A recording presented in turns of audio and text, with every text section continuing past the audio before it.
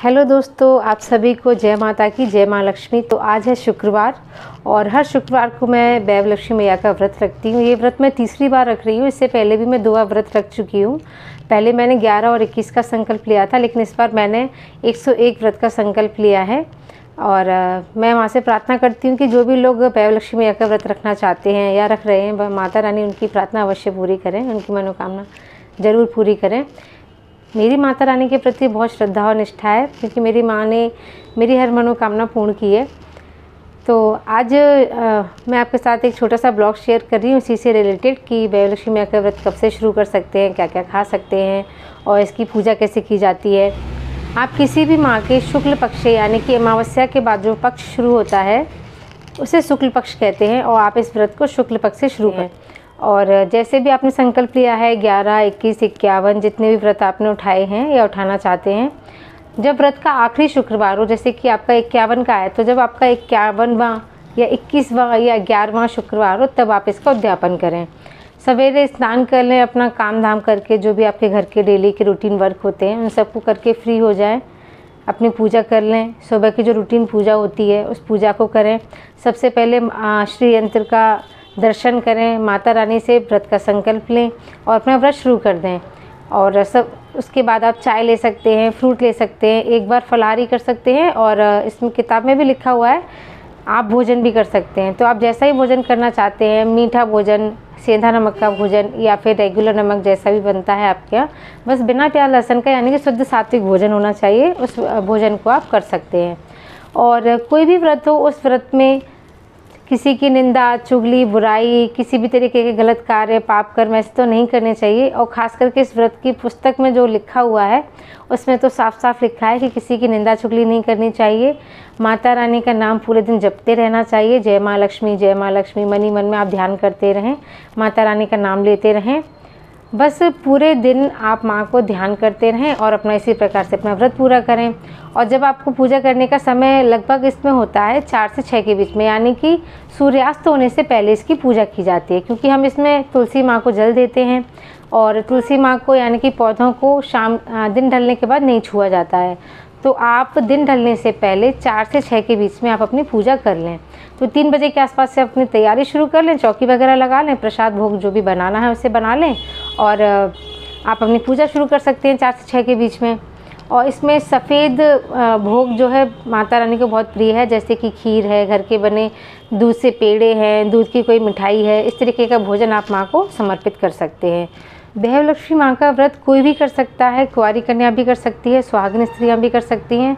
बस अगर आप कुंवारी कन्या हैं तो उद्यापन में आपको कुंवारी लड़कियों को बुलाना होगा, और अगर आप सुहागिन स्त्री हैं तो आपको सुहागिन स्त्रियों को इसमें बुलाना होगा।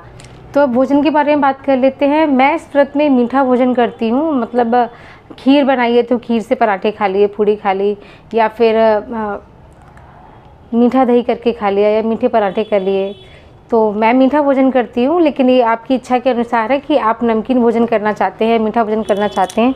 आपके घर पे जैसे भी किसी भी व्रत की पूजा और पाठ किया जाता है आप उस प्रकार से पूजा कर सकते हैं। सभी के घर पे अलग अलग तरह से पूजा करने का विधान होता है, तो ऐसा कोई नियमबद्ध नहीं है आप कि इसी तरीके से पूजा करें। और जब हमारे व्रत हमने जो भी संकल्प लिया है, हमारे जब व्रत पूरे हो जाएं तो हमें इसका उद्यापन भी करना होता है।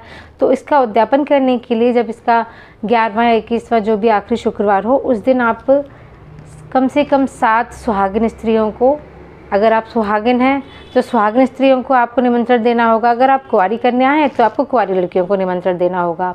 तो अगर आप सुहागन हैं तो आपको सुहागिन स्त्रियों के लिए सुहाग का सामान लेके आना होगा, और जो भी दक्षिणा स्वरूप आप देना चाहते हैं वो दे सकते हैं। कोई बर्तन देना चाहते हैं, दक्षिणा देना चाहते हैं, इस तरीके से आप सामग्री दे सकते हैं।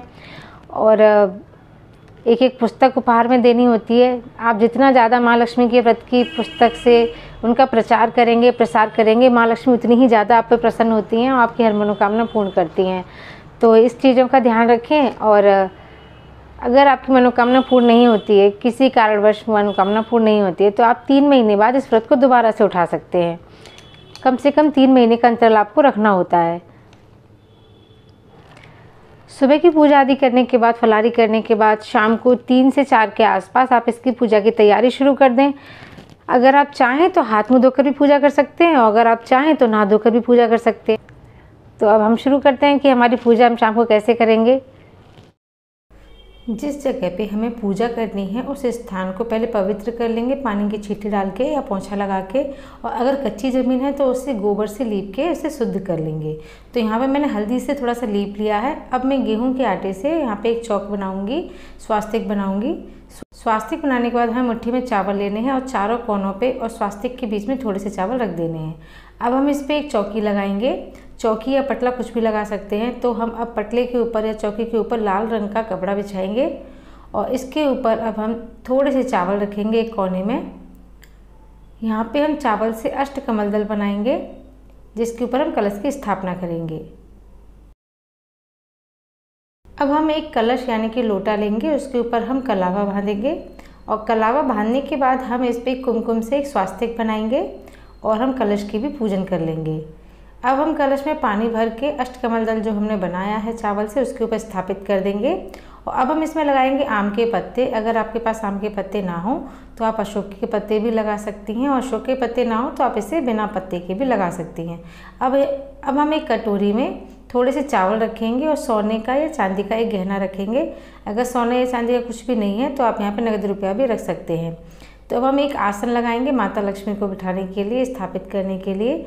और इस तरीके का श्रीयंत्र मार्केट में बहुत आसानी से मिल जाता है। अगर आपके पास इस तरीके का श्रीयंत्र है तो उसे भी यहाँ पे स्थापित करें, और अगर नहीं है तो आप जो किताब में श्रीयंत्र दिया होता है उसका पूजन करें। इस तरह की वैभव लक्ष्मी व्रत की किताब आसानी से बाज़ार में मिल जाती है। तो मेरे पास घर पे पहले से थी तो मैं उसी को यहाँ पे पूजा में प्रयोग करती हूँ। यहाँ पर पूजा के लिए मैंने लिया हल्दी, कुमकुम, अक्षत यानी कि चावल, और एक दिया तैयार करके रखा और धूपबत्ती तैयार करके रखी है। अब हमने यहाँ पे भोग लगाने के लिए लिया है खीर। ये मैंने साबूदाने खीर बनाई है, आज अष्टमी थी इसलिए। और एक सेब, एक केला और गुलाब के फूल और जल अर्पित करने के लिए जल लिया है। आप कोई भी मौसमी फल ले सकते हैं। माता रानी को सफ़ेद भोजन बहुत ही प्रिय होता है। अगर आपके पास सफ़ेद भोजन खीर बना सकते हैं तो खीर बना लें, या दूध या पेड़े, दूध से बने हुए पेड़े बना लें। अगर ये भी नहीं है तो आप बतासा चढ़ा सकते हैं, बतासा भी माता रानी को बहुत प्रिय होता है। तो अब हम यहाँ पे अपना दीप प्रज्वलित कर लेंगे। दीपक जलाने के बाद सर्वप्रथम हम श्री गणेश जी का ध्यान करेंगे। अब हम जो श्रीयंत्र है उसको प्रणाम करेंगे, क्योंकि इस पूजन में सबसे पहले श्रीयंत्र की ही पूजा की जाती है। तो श्रीयंत्र को प्रणाम करेंगे। और अब हम माता रानी का और श्रीयंत्र का अब हम माता रानी और श्रीयंत्र का पूजन करेंगे हल्दी, कुमकुम और चावल चढ़ाकर। अब हम पुस्तिका को यानी कि हम यहाँ वैभव लक्ष्मी की जो किताब है उसमें जो श्रीयंत्र दिया हुआ है उसका पूजन करेंगे, और उसमें जो मंत्र दिया हुआ है उसको हम 3 बार बोलेंगे।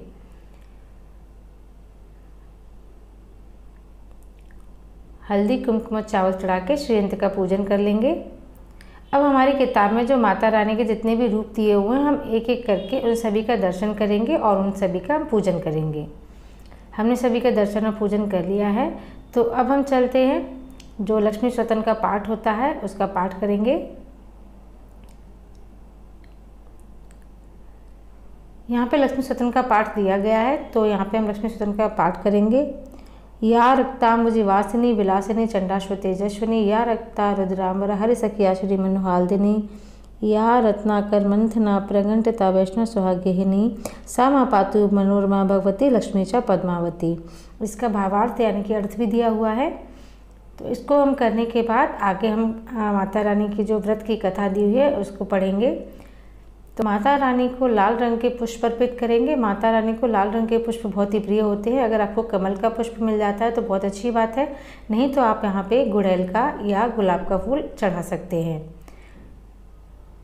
इस प्रक्रिया को करने के बाद अब हम माता रानी की कथा प्रारंभ करेंगे।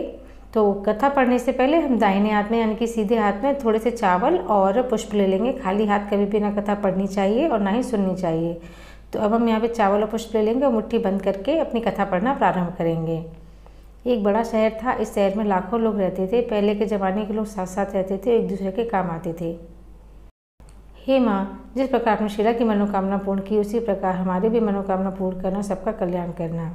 कथा पढ़ने के बाद हम श्री माँ लक्ष्मी की स्तुति करेंगे।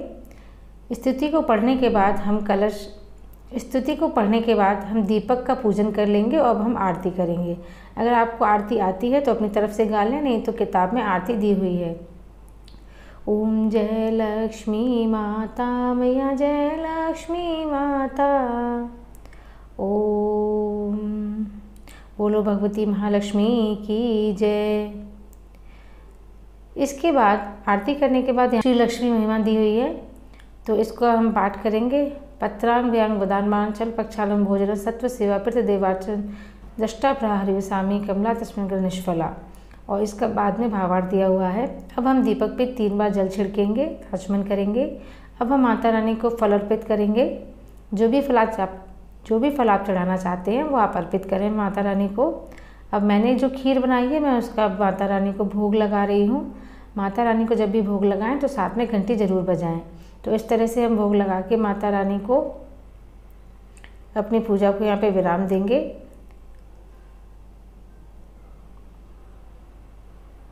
जब ये दीपक शांत हो जाएगा, जलना बंद हो जाएगा, उसके बाद हमारा जो कलश में जल है उसे हम तुलसा को चढ़ा देंगे, यानी कि तुलसा मैया को चढ़ा देंगे। और जो चावल है उसे हम पक्षियों को डाल देंगे चुगने के लिए। इस तरह से हमारा वैभव व्रत पूर्ण हुआ। वैभव व्रत की पूजा हमेशा 4 से 6 बजे यानी कि दिन ढलने से पहले की जाती है। मैंने 101 व्रत का संकल्प लिया था, तो मेरे लगभग व्रत पूरे होने वाले हैं। बहुत जल्द मैं आपके साथ व्रत की उद्यापन विधि भी शेयर करूंगी। और अगर आप वैभव व्रत करना चाहते हैं तो आप बिल्कुल करिएगा, और वैभव मैया आपकी हर मनोकामना पूर्ण करेंगी। मुझे पूरा विश्वास है, क्योंकि मेरी माँ ने मेरी हर बार मनोकामना पूर्ण की है। जय माँ लक्ष्मी, जय वैभव लक्ष्मी।